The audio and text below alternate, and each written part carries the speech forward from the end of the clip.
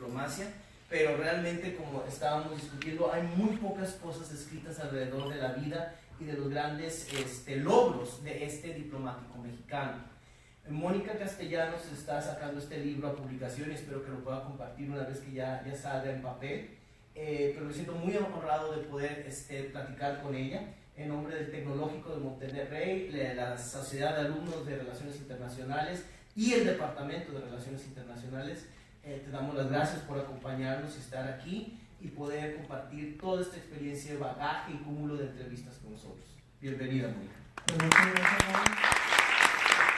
Muchas gracias a ustedes también, jóvenes. Es un gusto poder estar aquí entre ustedes, compartirles un poco lo que ha sido la experiencia enriquecedora de conocer a Gilberto Bosques a través de entrevistas a su familia, de documentos históricos en el Archivo de Relaciones Diplomáticas en México, en el Archivo General Estrada. Y bueno, pues la dinámica que vamos a seguir un poco. Yo quería más que nada hacer una pregunta, porque sí, sinceramente es tan raro encontrar a alguien que no nada más tiene la dedicación y la disciplina para construir una biografía, sino también para haber investigado y documentándose de una manera tan profunda y tan seria. Y quería saber qué es lo que te llevó a esta inquietud de Gilberto Bosques. Sí, mira, realmente fue la casualidad lo que me llevó a toparme con la historia de Gilberto Bosques. Yo estaba buscando tema para una novela ambientada en la Segunda Guerra Mundial y revisando el material de Max Aub vi a Gilberto Bosques y dije, ¿quién es este Gilberto Bosques que lo saca continuamente de los campos de internamiento francés? En tres ocasiones lo saca. Vi que era un mexicano. Dije, ¿por qué nunca he sabido nada de Gilberto Bosques? ¿Por qué esta historia no me ha tocado? ¿Por qué eso es algo desconocido? Empecé a preguntar y la gente a mi alrededor estábamos todos en las mismas. Entonces, ese es el momento que me lleva a mí a decidirme pues a querer escribir sobre Gilberto. Sí. Y ahí, bueno, pues dije, ok, el tema está interesante, ¿cómo me documento? Un punto ahí que me llamó mucho la atención es porque sí. Generalmente soy un poco más cínico y creo que aquí muchas personas saben qué tan cínico puedo ser, pero realmente en el caso de Gilberto Bosques me despierta un idealismo muy grande. Veo a alguien que lucha por ayudar a otros e incluso desafiando la cita que traes en la presentación, que me parece extraordinaria, por cierto.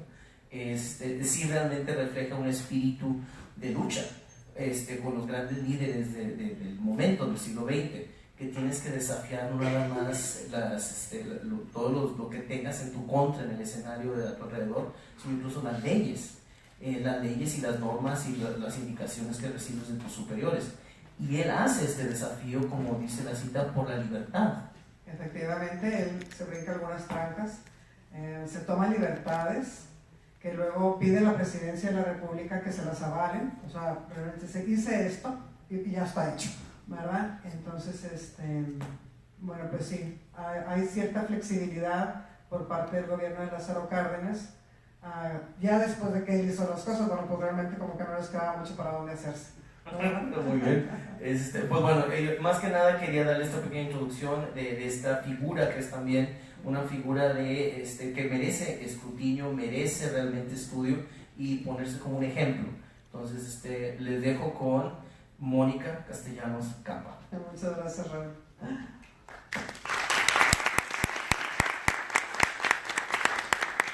Pues como les comentaba, ahorita que me hacía las preguntas, Raúl,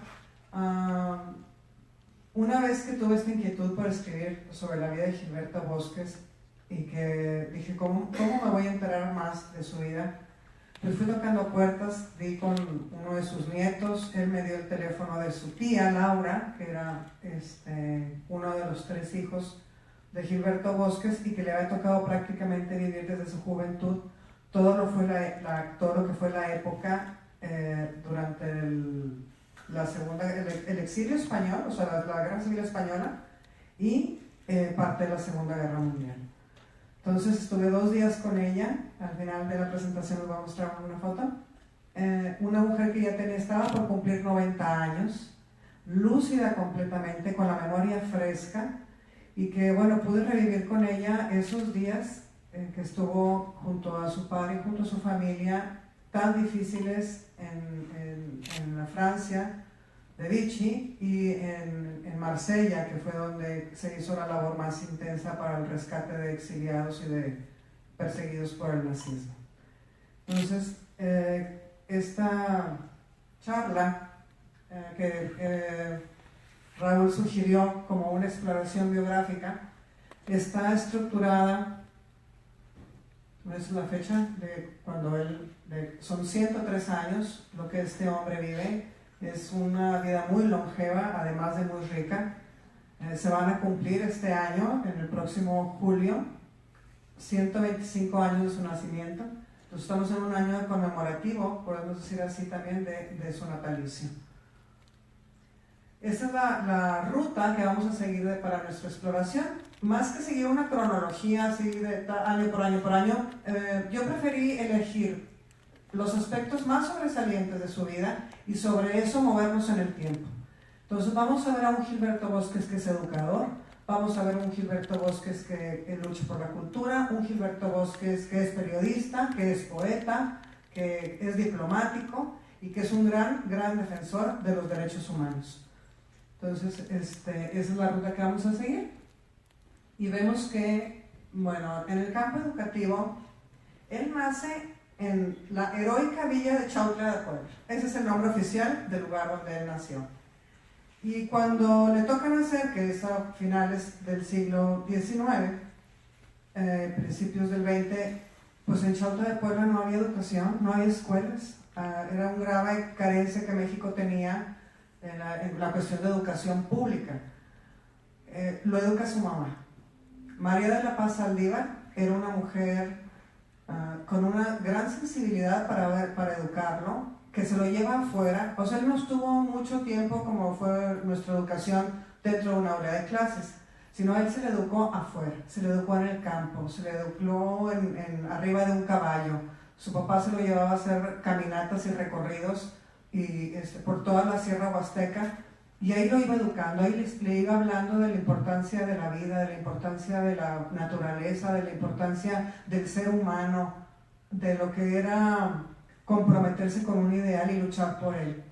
Ahí en ese Chautla de Puebla, él encuentra también lo que significó el espíritu revolucionario. Cuando él era chiquitillo, como unos 11 años, hubo el primer levantamiento que se hace de revolucionarios, o como en contra de Porfirio Díaz. Ahí en esa avenida, de ese pueblito, entran los correligionarios ahí, ¿verdad?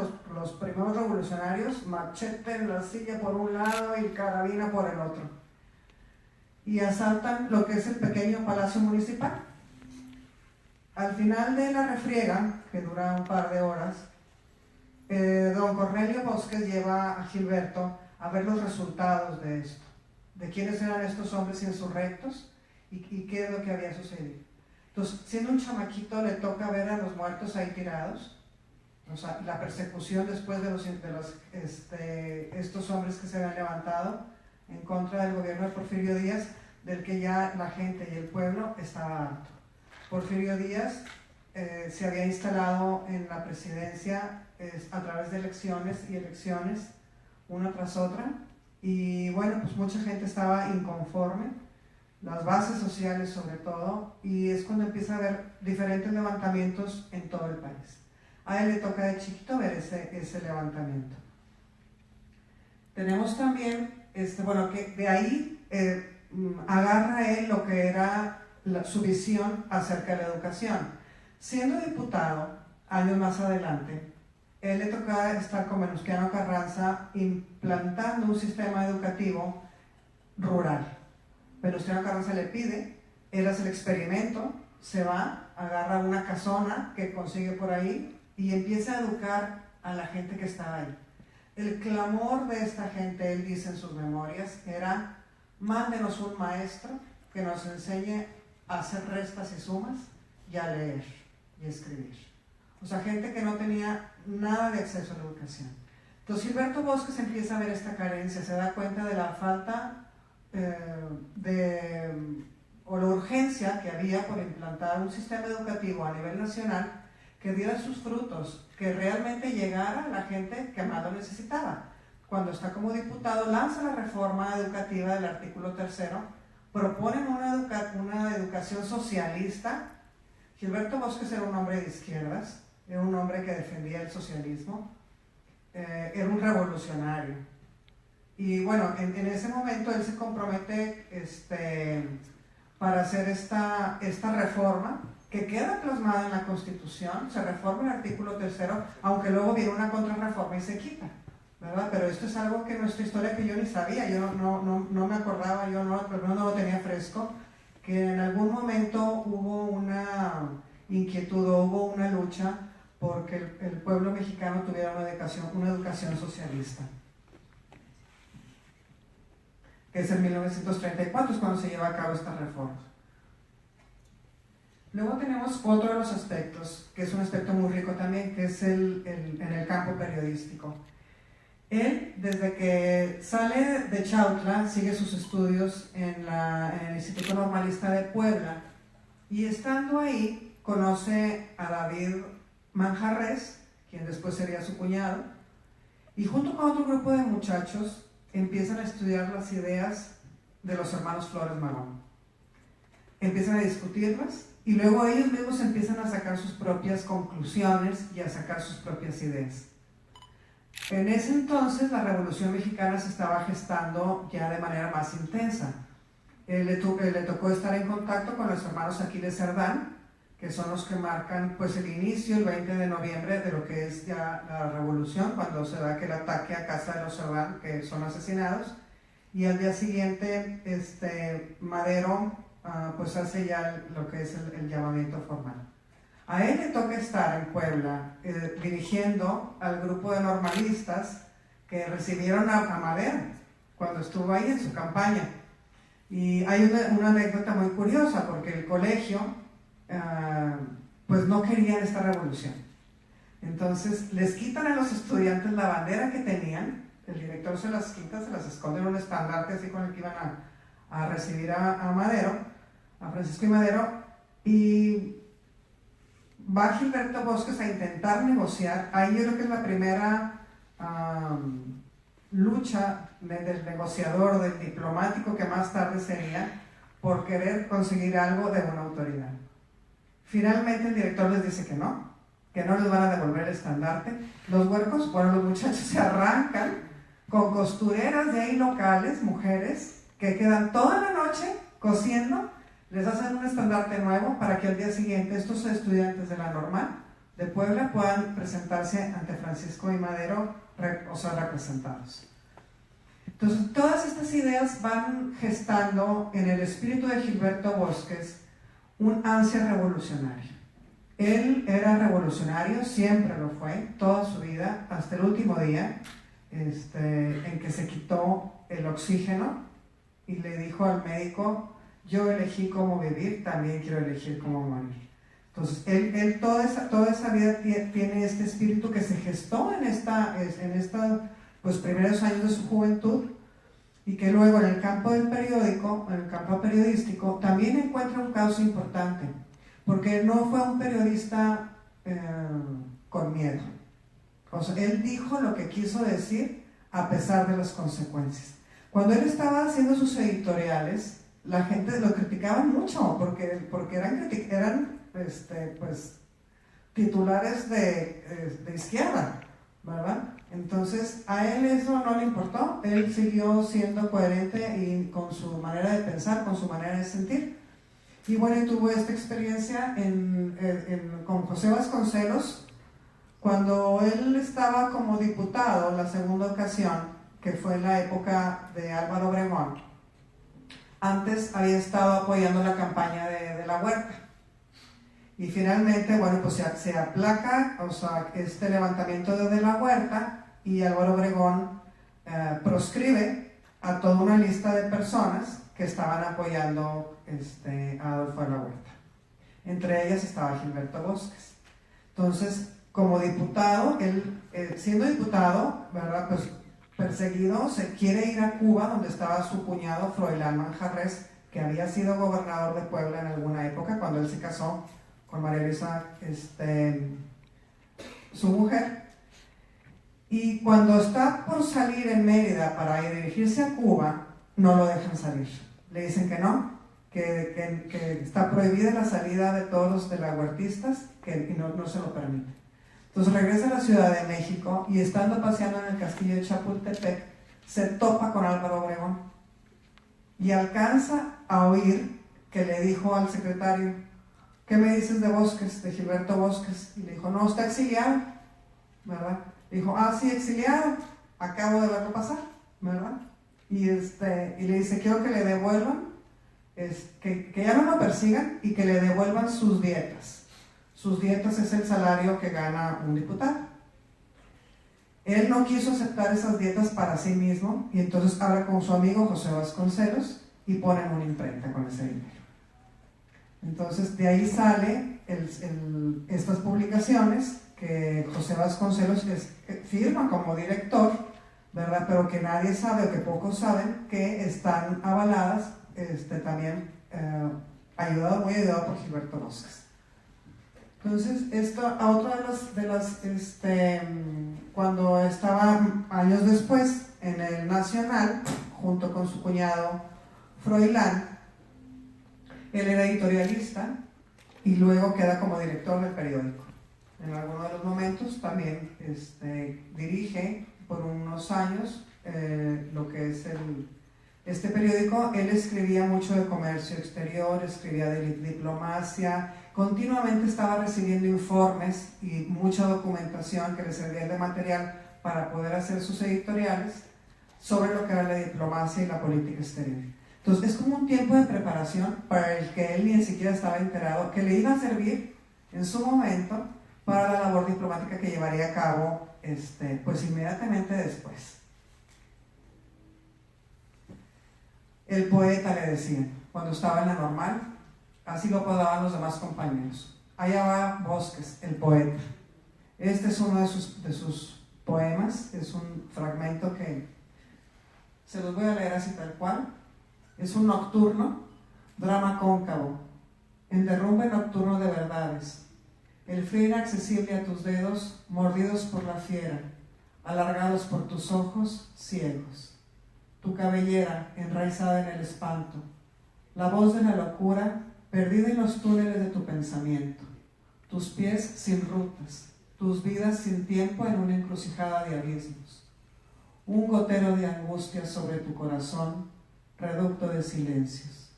Y al fin la noche, que se llevó tus ojos y apagó tus luceros. Entonces vemos aquí también la sensibilidad de este hombre que, no conforme con haber agarrado las armas, en algún momento cuando estaba estudiando la Normal, viene la invasión de Estados Unidos a Veracruz. Él pide licencia porque él ya era maestro del Instituto de Primaria La Fragua. Pide licencia al gobernador para lo que él creía un deber, era defender a su padre.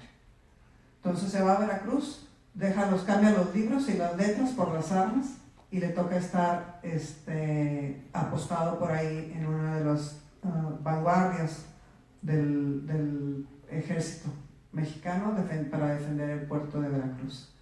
Entonces vamos viendo cómo por un lado, si por un lado puede tener ese valor y esa gallardía y esa hombría para defender lo que él creía que era más valioso, que era el suelo mexicano, por otro lado tiene un corazón y un alma sensible que le permite poner en una poesía o en un poema sus inquietudes y sus ideales. Gilberto Bosques fue un hombre que estuvo muy relacionado con artistas importantes. Estaba muy metido en todo lo que era el ambiente cultural de México de esa época. Hubo un movimiento que se llamó el estridentismo, que es un movimiento que surge poquito después de la Revolución y que quiere romper o busca romper con el esquema que ya se tenía, ¿verdad? Y reflejar lo que fueron las postrimerías de la Revolución. A este movimiento que inició Arce se suman grandes escritores, artistas plásticos y músicos. Entre ellos están los hermanos Revueltas, está Diego Rivera, está Arqueles Vela y Gilberto Bosques, que anda por ahí, ¿verdad? Sin él estar reconocido formalmente como un artista dedicado a cuerpo entero, pero sí convive mucho pues con ellos se toma el café, con ellos va al Café Colón, ese famoso café donde se reunían todos los artistas de la época y ahí se echaban sus platicadas y ahí arreglaban el mundo. Pues eso le tocó también a Gilberto Bosques. Leopoldo Méndez, que está aquí en esta fotografía, vemos a Ramón Alba de la Canal, a Germán Liszt Azurbide, a Manuel Maplesarce, que es quien funda el estridentismo, a Arqueles Vela y a Leopoldo Méndez. Leopoldo Méndez colabora mucho con él también en el periódico. En algunos de los periódicos él y Diego Rivera se encargan de hacer algunas portadas, ¿verdad?, para la revista. Cuando él ya estaba en Estocolmo, en la labor diplomática que llevó, primero estuvo en Francia, después estuvo en Portugal, luego estuvo en Estocolmo, en Finlandia y finalmente en Cuba. Cuando está en Estocolmo y siempre preocupado por dar a conocer y por impulsar la cultura mexicana, hay un taller gráfico que de Suecia permiso para llevar una muestra de ese taller gráfico mexicano, donde hay de algunas artesanías y algunas cosas. Pero siempre tenía esa inquietud de una gran exposición donde se diera a conocer todo lo que era el arte mexicano. Estando con el rey en una reunión diplomática, le presentan a Fernando Gamboa, que luego viene a ser el curador de la obra. Le presentan al rey la petición de apoyo para esta exposición. Entonces al rey le gusta la idea y dice: sí, vamos a darle para adelante. Entonces se le llevan una muestra de arte prehispánico con tlalocs y cuatlicues y joyería mexicana, se llevan murales, tuvieron que tumbar, dicen que en la galería donde estaba expuesto tuvieron que tumbar un muro para que pudiera entrar un mural de Siqueiros. Hay arte colonial, hay arte pictórico.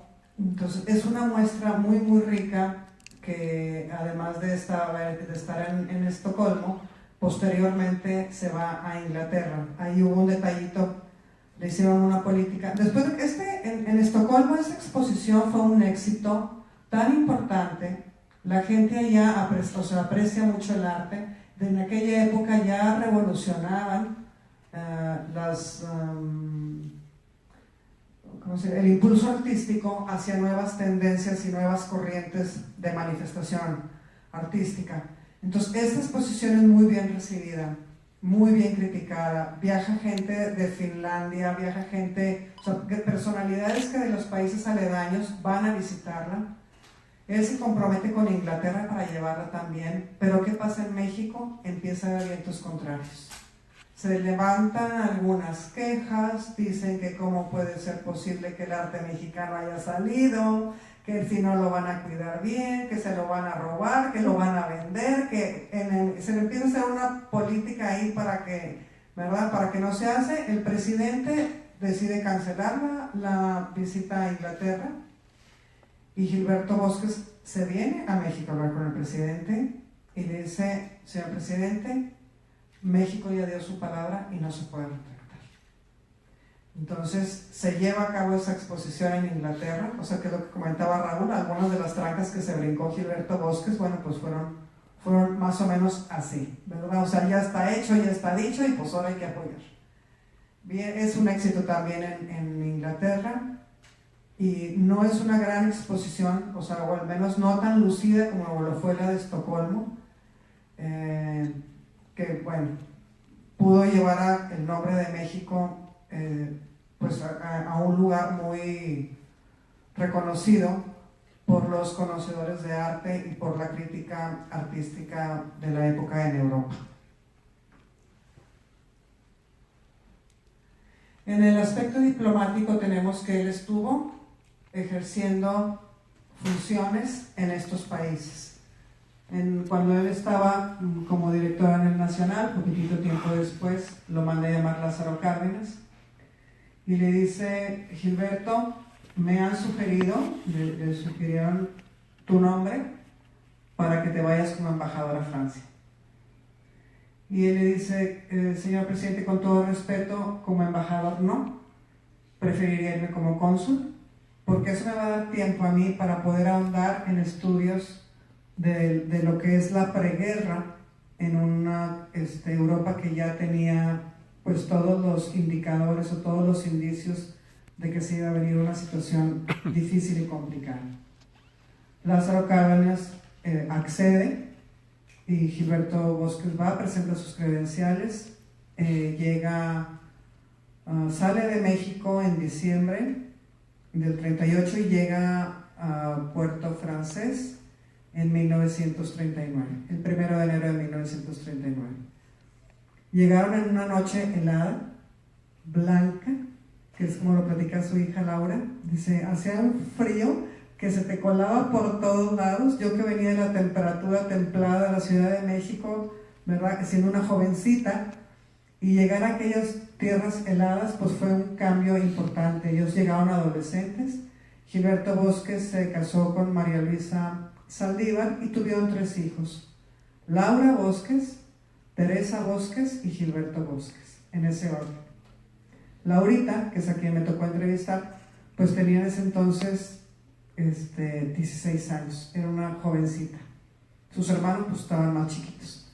Gilberto llegó a entrar a la primaria y ellas iban a la secundaria. Salud. Se topan cuando llegan a Francia, el consulado, con una situación muy difícil. Ellos ya sabían que el exilio español, aquella horda de gente, hombres, mujeres, niños, ancianos, que cruzaban las fronteras entre España y Francia, algunos de ellos cruzaron los Pirineos nevados. Hay un caso por ahí de un niñito que les tocó recibirlo con los pies congelados. Gilberto Bosques, dentro de toda la labor que hizo en Francia, ahorita vamos a ver, se topa pues con una situación muy, muy complicada, muy difícil. Había solicitudes a manos llenas para venir a México. La política en ese entonces, primero del presidente Lázaro Cárdenas y después de Ávila Camacho, fue una política de puertas abiertas, pero hasta cierto punto. Y en algunos casos, como en el caso de los judíos, mucho menos que eso. O sea, es decir, sí, pero no tanto, ¿verdad? Mientras otros países como Argentina, Estados Unidos limitado también, pero habrían a mayor número de exiliados. México al principio quiso mantener una cifra un poco más reducida.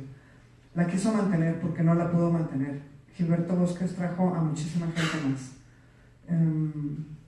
Pero bueno, él llega a Francia, se topa con la situación de que está la guerra civil en España, a todo lo que da, que están huyendo los republicanos eran la gente de izquierda, la gente que había ganado las elecciones y estaba en el poder, y que hubo un golpe de estado de Francisco Franco, y viene entonces la guerra civil, la lucha. Por ahí uno de los testimonios que me tocó documentar o ver en el documental de Lilian Lieberman, que es una mujer que también toca el tema de Gilberto Bosques con mucha hondura, hay una mujer que dice, platicando su experiencia, es que decíamos, no pasarán, y no pasarán, y de aquí no pasarán, y estábamos en Barcelona y decían, y no pasarán. Dijo, y pues sí pasaron, y tuvimos que correr, y tuvimos que cerrar la puerta de la casa, tomar las pertenencias que podíamos llevar con nosotros cargando, caminando, y irnos. Y así los pueblos se fueron vaciando, esas puertas se fueron cerrando y las casas se fueron quedando solas. Porque los españoles cruzaron a Francia, fueron un exilio de 400,000 personas. 400,000 personas que llegan a los pueblos de Francia, Argelès-sur-Mer, Saint-Cyprien, o sea, toda esa parte donde se instalaron campos de internamiento. El gobierno francés los recibió con los brazos abiertos a todos ellos, pero no tenían las condiciones para darles una vida digna. O sea, se vieron sobrepasados. Todas las villas, aldeas, pueblos que estaban fronterizos, pues estaban copados. Empezó a haber desabasto, no había comida, comenzó el racionamiento.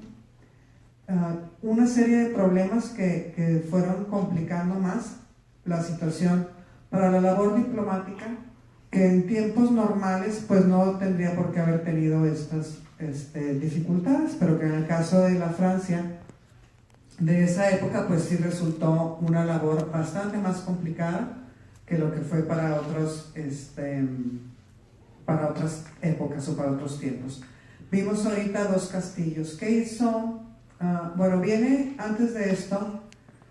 Cuando los alemanes entran a Francia, ocupan la parte norte, donde estaba París, que es donde estaba Gilberto Bosques, y él y su familia se tienen que ir, porque ya los nazis habían ocupado la capital, y se van a Marsella, que es un puerto que es donde pueden salir barcos con refugiados.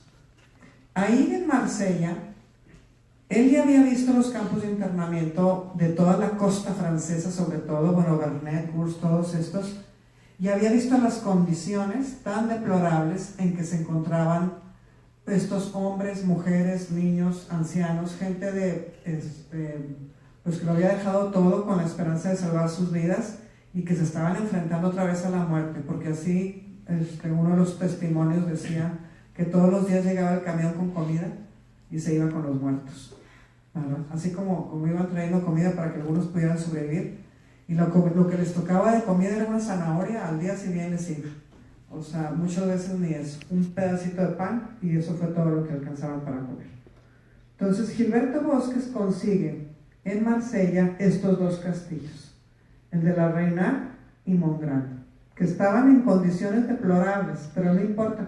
Él va y habla con el gobierno francés, consigue que se los faciliten, habla con el gobierno mexicano para que pague, o sea, el sostenimiento y la remodelación y arreglo de estos castillos. Y entonces vemos aquí un grupo de exiliados fuera de la Reina, o sea, llegaban así con sus, ¿verdad?, maletitas con sus cosas. Me voy a adelantar tantito porque yo aquí ya me fui mal. Ay, no, es que lo tengo en otra parte. No voy a regresar. Bien, bueno, de la labor diplomática, eso fue en cuanto a los españoles. En cuanto a los judíos, estuvo un poco más maniatado, porque la política exterior mexicana respecto a los judíos era mucho más exigente. Para poderlos recibir en México, el judío tenía que presentar cierta cantidad de dinero, tenía que presentar que era perseguido político, tenía que, o sea, comprobarlo, que era perseguido, tenía que comprobar también su intención de regresar, o sea, que no se iba a quedar para siempre en México, que era una cosa temporal y me regreso. Entonces, muchas veces estos requisitos eran difíciles de cumplir y Gilberto Bosques se vio en la penosa obligación de decirles que no. Entonces, ¿qué hace Gilberto y qué hace Luis y Rodríguez también cuando están en esa época y ante esas circunstancias? Logran sacar un acuerdo con Francia donde decía, cualquier persona que manifieste su deseo de venir a México, le daban un papelito. No era una visa, no era todavía un pasaporte, era un papel que manifestaba la intención de venir a México a vivir. Entonces era gente que podía estar, si no en los campos, o sea, no en los campos de refugiados, sino gente que podía circular libremente por las calles si tenían ese papel. Y no eran apresados, no eran detenidos y no eran enviados a los campos de internamiento. Entonces era como un salvoconducto, como una... Era toda la diferencia para esta gente el contar con ese papelito, ¿verdad? Y ese papelito lo pudieron dar, lo dieron en cantidades que no saben exactamente cuántos. No, mucha gente a la que Gilberto ayudó no vino a México. Muchos de ellos no recibieron visas ni pasaportes, simplemente estos papeles que les permitieron transitar y moverse para ellos entrar a la resistencia, los grupos de resistencia, o para irse a otros países. Entonces hay toda una labor oficial de Gilberto Bosques con unos números oficiales de Gilberto Bosques que son mucho menores a la ayuda real prestada por él de manera clandestina o de manera no oficial. Eso que está no oficial, no hay documentación. Es algo que se hizo, existen los testimonios orales, sin embargo no hay papelería que lo acredite. Estos son algunos de los estampas de la firma de Gilberto Bosques en visas de judíos. Él tuvo un proyecto con los judíos que fue el grupo de diamanteros.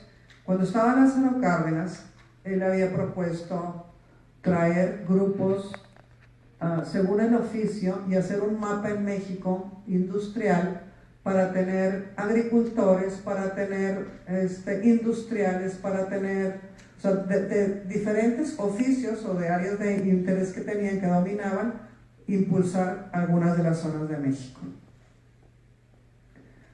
Estando con Cuba, bueno, pues le tocó estar con Fidel Castro, le tocó estar con el Che Guevara, o sea, dentro de esa labor diplomática que hizo.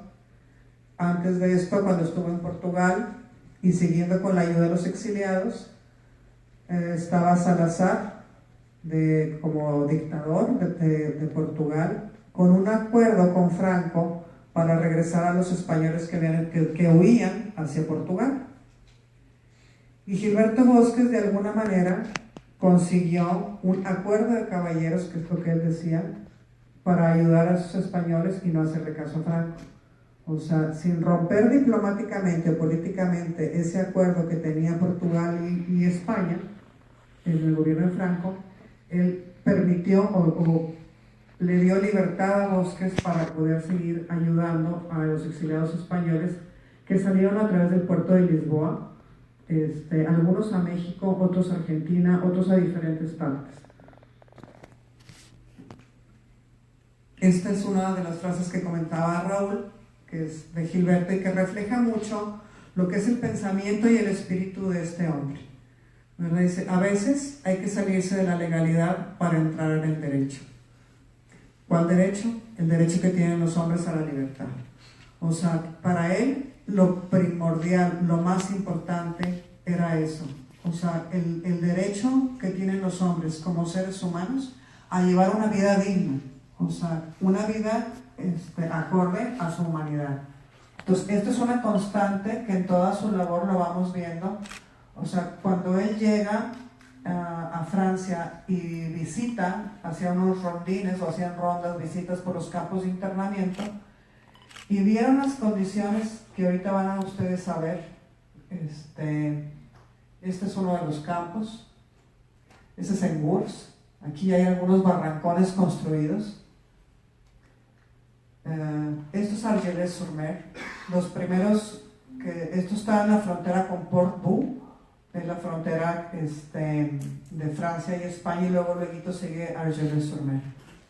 Lo que hizo el gobierno francés fue cercar una cantidad grande de arena a la orilla del mar y decir, este es el campo de refugiados. Entonces ahí los metieron, la guardia senegalesa hacía sus patrullas, no había agua, no había sanitarios, no había letrinas, no había barracas, no había absolutamente nada más que el Mistral levantando aquellas ráfagas de arena que los golpeaban y los como alfileres, y ahí los metieron. Y así como fue Argelès-sur-Mer, fue Saint-Cyprien, y fue Gurs, y fue Vernet, y fueron muchos otros. Condiciones que estaban muy por debajo de las condiciones que un ser humano debe de tener. Entonces, el contraste que Gilberto Bosques hace en los castillos, ustedes imagínense lo que es para esta gente. Después de haber estado en esos campos de internamiento, en estas condiciones, ir a un castillo donde estás, después de dormir así, en la playa, eso lo hacían un poquito, dicen que cavaban así como una especie de tumbas, donde se metían así un poquito más profundo para poderse proteger del frío, a recibir atención médica. Gilberto Bosques organizó un grupo de médicos, organizó un grupo de gente para que en los castillos, la Reynat para hombres, Montgrand para mujeres y niños, tuvieran todo lo necesario. Consiguió que en Montgrand consiguió 2 vacas, lo cual era una cosa fuera de serie, de donde podían tener leche. Este es uno de los campos de San Ciprián. Vemos cómo está toda la alambrada y la guardia por fuera y los refugiados adentro, sin nada. Esos son lo que él llegó a ver. Esta es una entrega de comida en uno de los campos también, a través de la alambrada. Esta es una comida en la Reinhardt, donde están los hombres comiendo. Entonces, este es el cambio que Gilberto Bosques, como diplomático, hizo. Fue mucho más allá de lo que el deber le imponía. O sea, él como cónsul no tenía por qué haber hecho todo esto. O sea, él pudo haberse limitado únicamente a haber entregado las visas a la gente que se las solicitaba, o haberse hecho de la vista gorda, como hubo muchos otros que hicieron durante esa época. Pero ¿qué hizo él? Ante estas grandes necesidades, ante esta grave falta de recursos y de cosas para poder paliar lo que estaba sucediendo, pues él da esta solución. Este es el Argelers-sur-Mer, que les digo que es una cosa espantosa. Aquí vemos una mujer y su niña, vemos los hombres lavándose. O sea, esto era lo que podían llegar a ser. O sea, condiciones pues, infrahumanas definitivamente, ¿verdad? Y él les da tardes culturales en la Reina. O sea, los que tenían instrumentos, los que sabían tocar instrumentos, consigue los instrumentos para que ellos, porque él decía, es lo más importante, o el reto principal que yo tuve fue levantar la moral de esos hombres y de esas mujeres que llegaron y que la venían arrastrando, o sea, que venían en un estado mental y anímico deplorable. Entonces a él se le ocurrió con su esposa y con sus hijos, sobre todo con las niñas, organizar este tipo de actividades. Y empezaron a ver, pues, ¿qué podemos hacer? ¿Y qué podemos hacer? Pues una tarde cultural. Y a la tarde cultural invitaban al alcalde, le devolvían vales de racionamiento, que es una cosa que los franceses no entendían, o sea, como si era lo más peleado, se peleaban en el mercado negro por esos vales, él los regresaba, porque en los campos de la Reinhardt, en las mansiones de la Reinhardt y de Montgrand, sembraban la tierra, o sea, producían su alimento, había verduras, había leche, o sea, de alguna manera ellos pudieron abastecerse a sí mismos de algo de comida. Estos son niños pidiendo, o sea, un pedazo de pan, que es lo que les están entregando, un pedazo de pan. Y estos son los niños en Montgrand estudiando. Estos son durante el exilio. Estas son las imágenes y hay fotografías realmente estremecedoras. O sea, es que ustedes imagínense lo que es, salte de tu casa, agarra tu coche si tuviste coche, y si no tuviste coche vete caminando, ¿a dónde? ¿A Laredo? ¿A la frontera? O sea, a lo que te quede más cerca, a pie, los 200 kilómetros, los 300 kilómetros caminando, y arrastra lo que puedas arrastrar y vas dejando en el camino lo que ya no pudiste cargar. Este es un festival infantil en Montgrand, donde están los niños ya con otros rostros, ya con otras expresiones. Y bueno, pues esto es lo que algunas, comentaba Raúl en un principio, de que hay opiniones sobre Gilberto Bosques, de que si hizo o si no hizo, si fue de acuerdo a las políticas, si no fue de acuerdo a las políticas, si realmente es un hombre al que se le debe de homenajear o de honrar, o es simplemente un burócrata que cumplió con su responsabilidad. Mi opinión personal es que él fue mucho más allá, que efectivamente hubo casos en los que él no pudo ayudar, o sea, eran muchísimas las solicitudes y hubo muchos hombres, mujeres, judíos, no judíos, a los que no le fue posible ayudar y que fue una cosa pues frustrante para él, pero que él hizo lo que estuvo en su mano para llevar más allá de su deber el apoyo y el auxilio a todos estos hombres y mujeres que están. A mí no me queda ninguna duda. Este es Gilberto Bosques. Ya esto es después de Francia. cuando, esta es la familia Bosques, cuando estaba él en Marsella, al final de la gestión ahí, la Gestapo los aprende. O sea, México rompe relaciones con Francia, entra a la guerra con aquel famoso hundimiento de los buques que estaban en Veracruz, y entonces las relaciones diplomáticas se acaban. Otros diplomáticos se habían regresado a sus familias, a sus países de origen.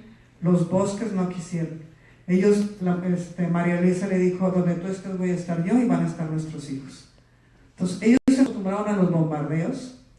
De Marsella se los llevaron detenidos a Bad Godesberg, en Alemania.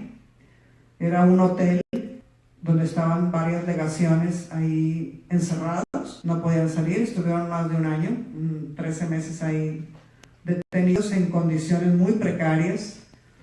Y bueno, ellos hicieron lo posible por mantenerse cuerdos ¿verdad? En aquella situación que les tocó vivir. Y esta es la familia Bosques ya después de que regresan a México, o sea que se negocia. Estados Unidos negocia la liberación de varias legaciones, no solo la mexicana, y permite la salida pues eran más de 30 mexicanos. Era la delegación más grande que había ahí en Bad Godesberg.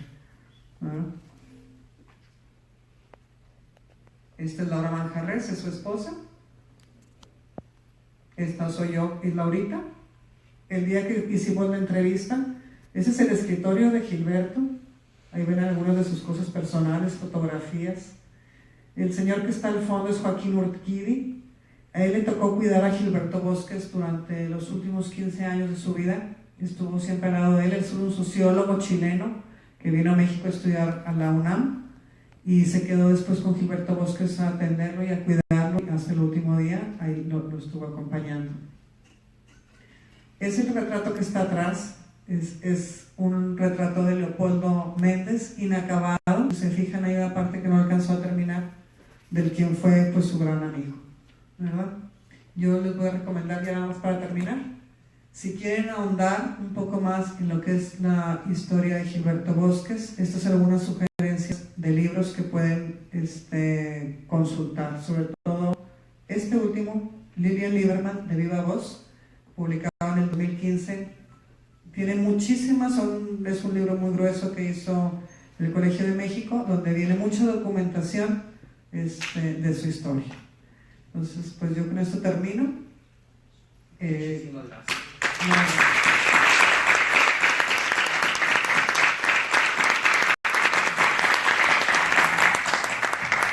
Muchísimas gracias por esta extraordinaria ponencia, muchísimas gracias por compartir todo lo que he investigado. Empezamos una pequeña sesión de preguntas y respuestas para no agotarla muchísimo. Yo tengo la primera pregunta que quiero lanzar. Sí. Dado lo que estamos viviendo en esta situación mundial de refugiados, de violaciones de derechos humanos, donde la tragedia de Siria y de Medio Oriente nos traen imágenes realmente apabullantes, ¿qué lección cree que nos puede dar la vida de Gilberto Bosques, como mexicanos y como ciudadanos del mundo? Es evidente que el exilio español aportó una gran riqueza a México. Porque dentro de todo ese exilio español vinieron ingenieros, llegaron médicos, llegó agricultores, llegaron hombres que enriquecieron con su saber el México que tenemos el día de hoy. Yo no creo que le tengamos que tener miedo a la palabra refugiado o exiliado. O sea, porque los vemos como gente que viene sin nada, que viene no a darme nada, no a traerme nada, sino a ser una carga para México. Y en aquel entonces México se le echaba de que era un país pobre, y como siendo pobre, teniendo nosotros a los pobres, vas a abrirle las puertas a más gente. Es lo mismo el día de hoy, Raúl. Yo pienso que lejos de ser una política que se deba de restringir, es una política que enriquece al país que lo recibe. Algo que menciona que me parece extraordinario. De hecho, sabemos que uno de los legados más importantes de este exilio español es la fundación del Colegio de México, que es uno de los grandes pilares académicos e intelectuales que tiene el país. Así es correcto. El Colegio de México, y dentro de la misma UNAM, en la UNAM hay cátedras, hay departamentos completos de medicina, que médicos que estuvieron ahí haciendo su aporte también. Muchísimas gracias. Siguiente pregunta, por favor, cualquiera.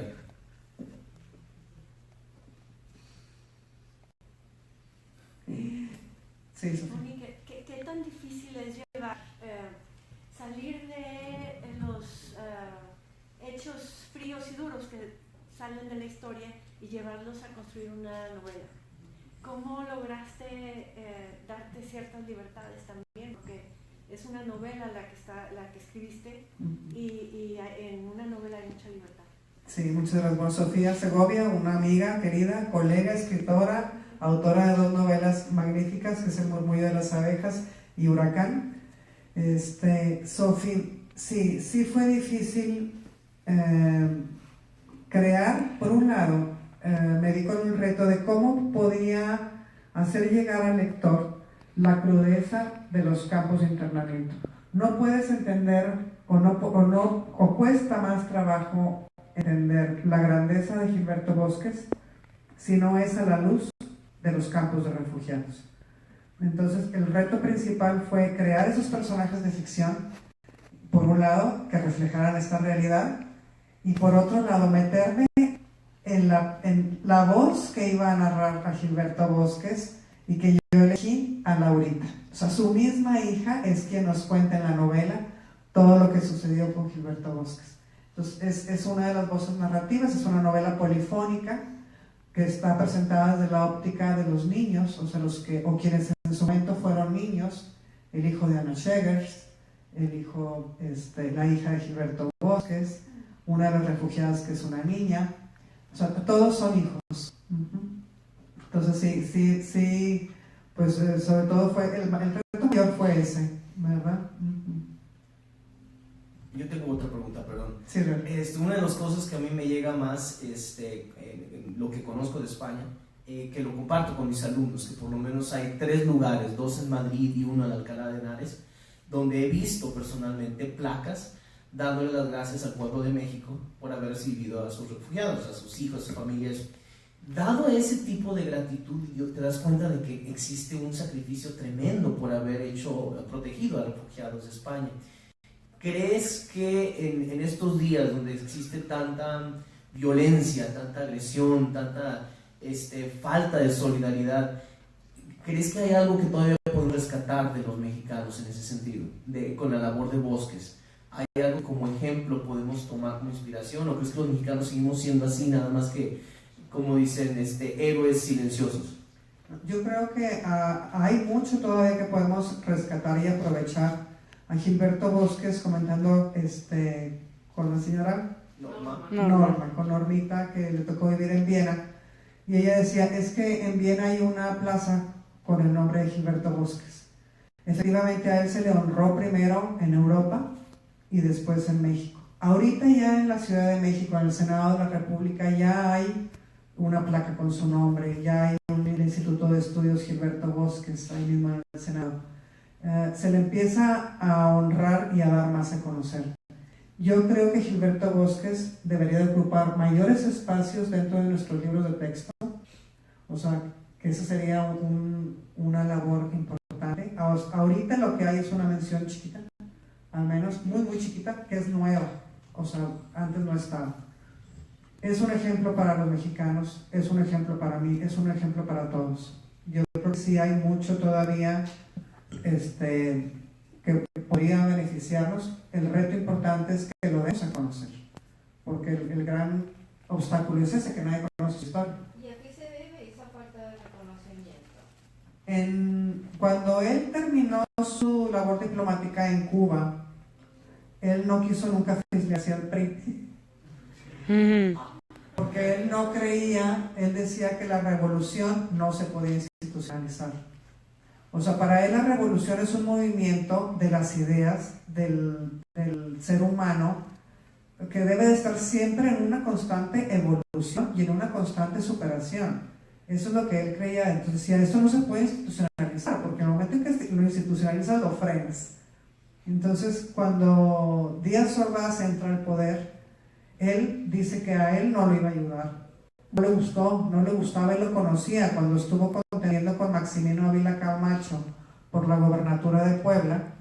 ¿Usted se acuerda de Maximino Ávila Camacho? ¿Alguno sabe de Ángeles Mastretta y aquella novela que se llama Arráncame la vida? Sí, claro. Bueno, el Gilberto Bosques y Ávila Camacho y Maximino contendieron por la gobernatura y pues Maximino era armas tomar, ¿verdad? Y bueno, aunque Gilberto no se quedaba atrás, pero bueno, en alguno de los meetings en La Esperanza tocó que hubo un intento de asesinato y fallido y se salvó por muy poquito, ¿verdad? Pero, ay, ya me perdí lo que está diciendo eso. Es porque no se le reconoce, porque se le ignora en la historia. Ah, sí, por esto. Por esta razón, muchos de los años, y además a él en lo personal nunca quiso reconocimientos. Le entregaron, el rey de Estocolmo le entregó la máxima reconocimiento que da Suecia y lo hizo él personalmente fuera de protocolo. O sea, al rey no le estaba permitido entregar ningún tipo de presea ni nada. Y rompiendo ese protocolo se lo da a Gilberto Bosques.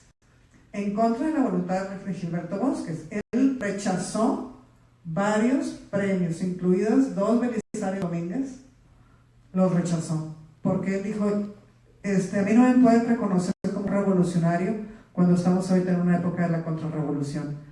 O sea, no tiene sentido y no los voy a hacer. Entonces, una gran parte de que no se le haya reconocido fue esa, que él tuvo una vida muy longeva y que siempre dijo, fue México, no fui yo. O sea, todo esto fue México, no fui yo. Esa era una frase de él. Pero gracias a él. Sí, gracias a él. Y a mi modo de ver, mucho más allá de lo que cualquier otro hubiera hecho, ¿verdad? Pero sin embargo, él tenía un espíritu muy sencillo, muy modesto. La casa donde vive ahorita su hija es una casita, la mitad de este espacio en donde estamos. Es una casita chiquita, ahí cerca de la universidad. O sea, él siempre fue una persona, a él le echaban en cara cuando terminó su labor diplomática, su labor como diputado, que le decían que había salido igual de pobre que como empezó. Y le decía, bueno, pues es que ese es mi mejor reconocimiento. O sea, que no tomé un peso que no fuera de él. Qué extraordinario. Sí, claro, porque yo Por favor, alguna pregunta. México, ciudadanía, lo que sea, por favor. Buenas, no sé si haya tenido la oportunidad de tratar este tema en la entrevista que hizo a la señora Laura, pero se tienen dos guerras paralelas, es decir, a los judíos los estaban persiguiendo por su religión, pero en el caso de España era la religión, o en aras de la religión, un gran estandarte de Franco. Entonces, pues evidentemente cuando los judíos llegan a los países como exiliados, siguen manteniendo esta religión, pero no sé si los españoles, o sea, se puede decir que la religión los persiguió, o en aras de la religión fueron perseguidos. ¿Cuál era la percepción que tenían ellos? Y más cuando llegan en manos al país de México, pues es también un país católico. Entonces no sé si pudo tratar ese... Sí, no lo platiqué con Laurita en particular, pero la situación de España en esa época, bueno, sabemos que Franco estaba apoyado por la Iglesia Católica. Los republicanos eran de izquierda, o sea, ellos no eran gente que estuviera muy a favor de la religión católica. Entonces, pero más que ser una persecución religiosa, fue una persecución política. O sea, los persiguieron por ser republicanos, por ser de izquierdas. En el caso de los judíos, pues fue una etnia. O sea, el problema no era la práctica judía, sino era porque se persiguió a católicos, o sea, judíos conversos que habían dejado de practicar el judaísmo desde 2 generaciones atrás. Es decir, nietos de judíos que sus papás ya eran católicos, que ellos eran católicos, como quiera los persiguió el gobierno nazi. Entonces, era porque en tu genealogía hay sangre judía. Y era una cosa más bien pues étnica. Y luego al llegar aquí encontraban gobierno, los republicanos llegaban y encontraban aquí un gobierno socialista también. Pues sí, efectivamente llegaron los sentían. Sí. Sí, por ese lado sí. O sea, ellos no se sintieron rechazados, no se sintieron hostilizados, no se sintieron en un ambiente que estuviera pues demasiado fuera de lugar para las convicciones que ellos tenían. ¿Alguna otra pregunta? Sí. Omar. ¿Cuál cree que, o bueno, a su consideración, cuál sería como que el principal contraste que existe entre este Bosques y Schindler, arte de la diferencia de ¿cómo se llama? Del reconocimiento histórico que se tiene de ambos personajes. Sí. Mira, Schindler era un alemán que vio la oportunidad de hacer dinero y en algún momento la conciencia le llamó la atención. O sea, vio que aquellos judíos no solamente eran mano de obra barata, sino eran personas. Y cuando él toma conciencia de esto y de los abusos que el nazismo, acuérdense que esto es bien importante, no todos los alemanes son nazis, no todos los alemanes fueron nazis. Muchos de los nazis, o sea, que se afiliaron al partido político, no estuvieron conscientes hasta después que terminó la Segunda Guerra Mundial de los horrores que había en los campos de concentración. Había rumores, ¿verdad? Pero no se sabía a ciencia cierta todos los horrores que se estaban cometiendo con el pueblo judío. Entonces, Schindler. sí, Schindler. La diferencia. Me encanta, es como de otra generación, ¿verdad? Ya se nos cruzan los cables.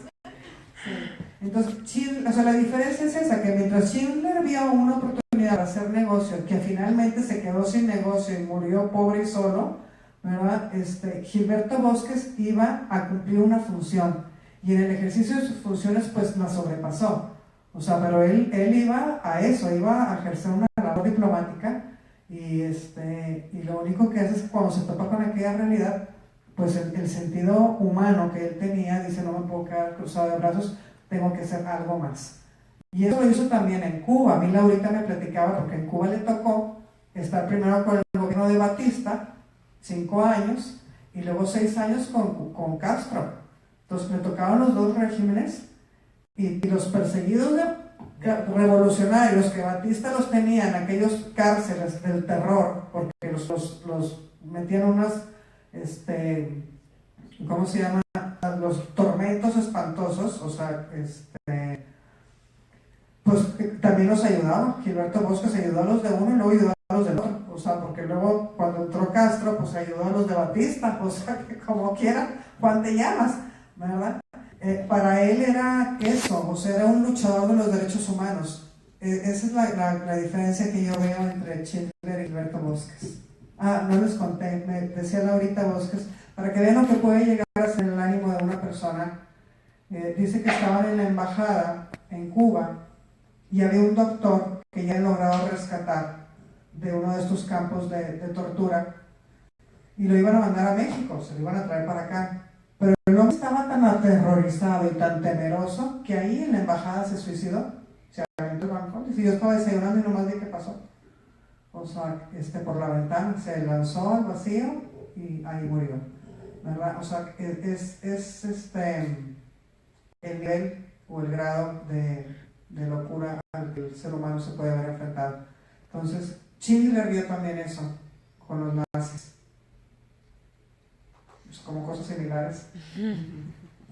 Otra preguntita. Sí, por acá está. Comentó al principio que la política de México por la República era que no se trataba demasiado, pero después eso cambió y comenzó a tratar más. O sea, además del trabajo de Gilberto, o sea, ¿qué otros factores influyeron para que México cambiara esa política y comenzara a tratar más actividad? Sí, mira, Gilberto fue un hombre inteligente. O sea, él presentó un proyecto de nación, o sea, al presidente, para aprovechar todos esos gente que se podía traer a México y que hicieran una labor, o sea, que fue lo que vino sucediendo. O sea, él buscó, encontró áreas de oportunidad y en base a eso hizo un mapa de lugares a donde se podían traer estos exiliados. En el caso de los diamanteros que él quería traerse a Baja California, ya los tenía inclusive hasta con visas, o sea, ahí después ahí la Camacho se los quita, les dice que no. Pero bueno, antes Lázaro Cárdenas sí se alcanza a abrir más la puerta para los exiliados españoles gracias a este mapa que Gilberto Bosques realiza. ¿Cómo estás, Dolores? Que Gilberto Bosques realiza para beneficio de México. Eso por un lado. Y por otro, pues que él empezó a dar visas y a dar visas y a dar visas, ¿verdad? Y a traer gente. Uno de los obstáculos mayores fue cómo traerlos, porque tú les podías dar la visa para que vinieran, pero ¿cómo iban a venir? No había barcos, entonces había que conseguir barcos que pudieran transitar libremente sin el acoso alemán, porque estaban los torpederos, estos submarinos que torpedeaban, hundieron muchísimos barcos, que venían pues como con una banderita blanca así de verdad, de que no nos vayan a sanar. Eso cambia decisivamente entonces todo. Sí, eso es lo que hace que cambie, sí, definitivo, o sea, eso ayuda. Bueno, ¿alguien más? ¿Hablen ahora? ¿Calla para siempre? Aprovechen. Bueno, muchísimas gracias. A ver, sí. Sí, David. Mónica, tú dijiste que Hitler era alemán. No, ¿Es austriaco? es Fue austriaco. austriaco, sí. Sí, fue austriaco. Sí, no dije que fuera. O sea, hablé sobre el nazismo, sí. Ujú. Sí, no, pues si se anexa a Austria, acuérdate que el tratado que hace de manita del puerco, ¿verdad? Donde se la anexa Austria a Alemania. a Alemania, sí, ¿verdad? Creo que dijiste que Schindler era Schindler era alemán. alemán. Hitler era austriaco. Sí, pero Schindler, Oskar Schindler, Hitler era alemán. Sí, Oskar Schindler. Muy bien, dado eso, entonces cierro la ponencia y la conferencia del día de hoy. Le damos una profundas gracias a Mónica Castellanos Campa por compartir todo esto con nosotros. Especialmente tenemos que mencionar a la Salri y todos sus colaboradores, especialmente Omar Guerrea, Andrea Rodarte, Mariana Stengo y Mariana Alday, que fueron extraordinarios soporte y pilares en organizar todo esto. Y también en lo que es el Departamento de Relaciones Internacionales y Ciencia Política por haber facilitado esto. Y en el nombre del Tecnológico Monterrey le damos de nuevo las gracias por compartir su investigación con nosotros. Muchas gracias.